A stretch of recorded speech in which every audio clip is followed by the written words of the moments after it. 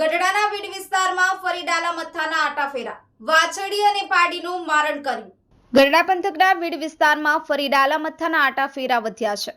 અવારનવાર પશુઓના મારણના બનાવો પણ બનતા હોય ખેડૂતો અને માલધારીઓમાં ભયનો માહોલ સર્જાયો છે।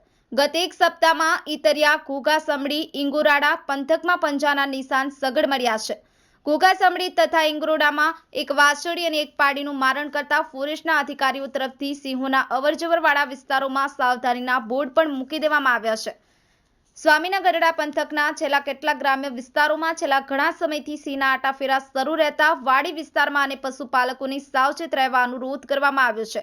અગાઉ બાળસિંહોનો મૃતદેહ મળ્યો હતો। ગઢડા નજીકના વીડ વિસ્તારમાં અગાઉ પણ એક બાળસિંહનું ખુલ્લા કૂવામાંથી પડવાથી મોત નીપજ્યું હતું।